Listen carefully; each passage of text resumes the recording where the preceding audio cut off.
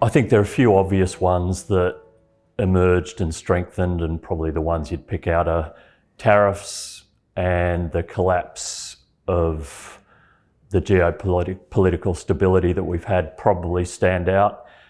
The other one that I think is most important for me is just that whole issue of tech paramounts, in that you look at the structure of the US market, how much market cap is in those tech Magnificent Seven type stocks, and the extent to which those tech oligarchs, for want of a better word, are controlling the narrative of the world, I think gathered momentum, and it's probably the one that we question a lot in terms of future expectations as to whether that really is a state of equilibrium. On the other side, I probably feel like things like ESG lost a fair bit of momentum. Obviously, Trump and the stance he's taken on fossil fuels, etc., has seen a fair bit of change in that landscape. So we have seen some real shifts towards technology, a lot of the areas where the US is dominating, and then a far more aggressive attitude towards other countries in areas where perhaps the US isn't so well positioned. And fossil fuels, again, was one of those. Obviously, that's a major competitive advantage for the US at the moment. They're looking to cement that advantage. So lots going on, plenty to distract investors from what we think is the important question of where do things settle in the long run. And importantly, we're probably, in our view, at a state of a fair bit of disequilibrium. You've got to be careful not to capitalise that into perpetuity. I think a lot of those themes that I just talked about really permeate countries around the world. Everyone's responding to the US positioning in the world. We're trying to keep the US happy as an ally, while also trying to make sure that the strong position we've had with China and the obvious importance that China has as the largest customer for our resources means that we've been trying to walk that tightrope of not alienating the US while still keeping China on side. They've obviously been the important trends for Australia in the past 12 months.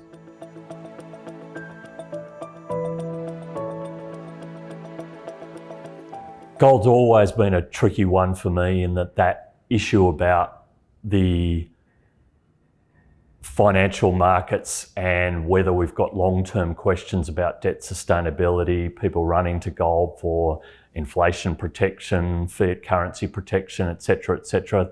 There've been a lot of themes behind that I think are important, but have obviously seen gold disconnect from the performance of a lot of other commodities. Critical minerals has really been one where it has been that collapse of increasing geopolitical tension that's driven that. Again, we'd have some serious question marks as to, is it really feasible that the West is going to be able to be self-manufacture and self-sufficient in a lot of these commodities? I don't think that's realistic on any medium, even long-term time frame. So we're very sceptical as to whether what has been a situation with China becoming the world's manufacturer that's built up over a long period of time, it's all well and good to step back from that and say we can start unwinding that. Those things I think are going to take a long time to happen. Where we see more opportunity are probably the commodities that haven't participated as much in that boom. So things like aluminium, where the Chinese push to more efficient use of energy, involution, all of those sorts of themes leave us probably more optimistic on some of those commodities that have all of the attributes of gold, in that they should keep pace with inflation, they should hold their real value in more challenging financial conditions, but they haven't had the explosive share price performance and commodity price performance that we've seen in gold or rare earths, etc. So that's where we see a lot of opportunity in materials, because things are a bit more nuanced. Some commodities have participated, some haven't. There's a lot more stock selection opportunity in that sector.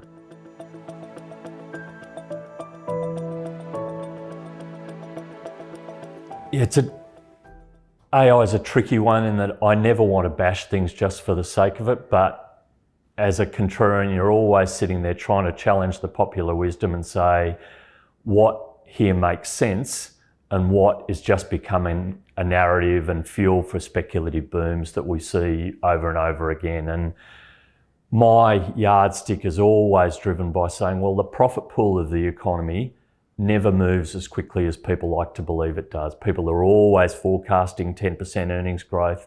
It never happens in an economy-wide sense. So we prefer to think bottom up about where are those profit pools that AI can potentially challenge, because that profit, if it's going to ever appear, has to be taken from another sector.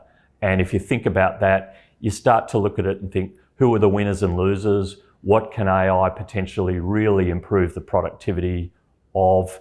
Where will it justify that investment and potentially see profit transition? And where will it not have much impact? And that's why we often end up still very positive on the real economy and so on, because we feel like AI really doesn't present much of a threat to a lot of the businesses earning the profits in those sectors. AI is not going to take BHP's profits.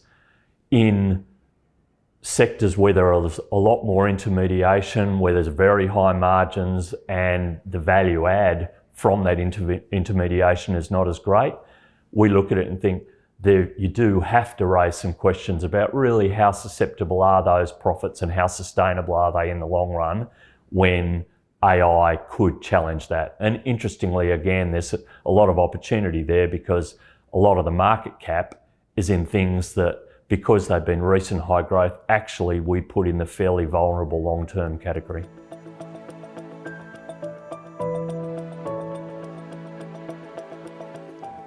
Banking in Australia is always fascinating in that financial services is one of those sectors where it's wildly overrepresented in Australia. We have a lot of housing debt. We have a very big privatised or quasi-privatised pension system.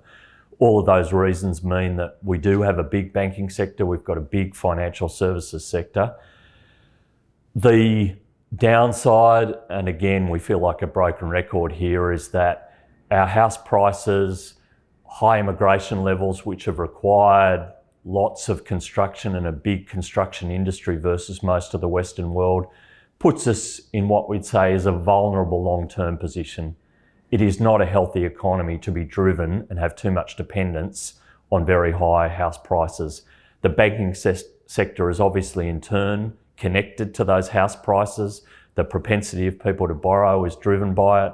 We do worry that all of those things are overinflated, and you're taking bad odds long-term bets there. That yes, it might hold together on 3 to 5 years, but we are not building a sustainable economy on that front. So that still worries us. It's also tough for the banks to get much earnings growth. They've got a lot of staff. They've had big growth in technology costs. A lot of their business, particularly in mortgages, is commoditising. So we feel like the risks to earnings being way better than people expect is very low at the moment. When you combine that with high multiples, you do feel like you're pushing on a string, in the sense that high multiples plus very limited earnings growth, no bad debts, a lot of things could get worse over time. It's tougher to find what could get better.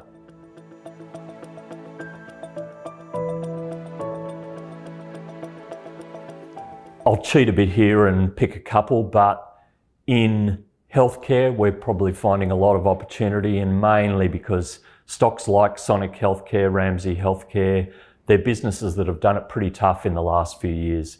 COVID meant an explosion of demand and then a collapse of demand. Doctors have struggled to keep pace with supply, so you've had a lot of disconnections in the supply chains for healthcare companies. That's meaning that private hospital profits are under pressure, pathology profits are under pressure, the governments are trying to squeeze them, they're angry about getting ripped off in COVID on testing, etc. A lot of those things have culminated in some pretty tough current operating conditions, but the other lens that we like to look through is that these companies are good companies and were 5 years ago perceived as some of the best in Australia. We're buying them at discounts, and the profits are also probably at below normal levels. So we see quite a lot of opportunity for people who are prepared to look through that tunnel and look to what we think are almost certainly going to be more optimistic long run conditions. We've still got ageing populations, capacity utilisation in hospitals will recover over time. So we're pretty optimistic that if you can see through the tougher times, you'll make good money in some of those stocks and that sector.